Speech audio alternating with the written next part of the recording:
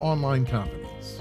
Where you place your trap and when you place the trap are key elements to successful trapping. Most traps should be placed on surface burrows.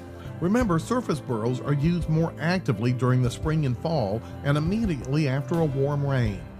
Trapping during these periods increases the likelihood of catching the animal. To be successful, you must find an active burrow. Active burrows will be relatively straight runways that may connect two systems of foraging activity. Burrows that end abruptly have probably been abandoned. A burrow system that is highly branched and turning back on itself is probably a foraging burrow and may also be abandoned.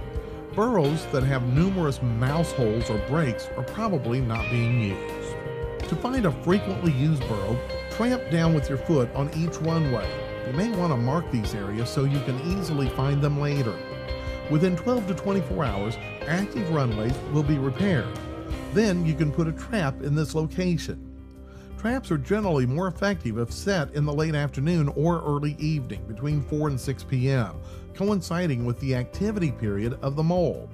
If traps need to be relocated, wait until after the morning activity period. Level and lightly pack down the runway ridge with your foot. Set the trap with the safety catch in place so that it straddles the active runway and is inserted deeply enough to prevent recoil when the trap is sprung. The trigger pan should touch the flattened ridge. Release the safety catch, allowing the spikes to be forced into the runway, or raise and release the spikes several times to make holes in the soil for the spikes to enter. Set the trap and leave it alone. Do not disturb any other part of the mole's runway system. Put a small bucket over the trap if children or pets are present.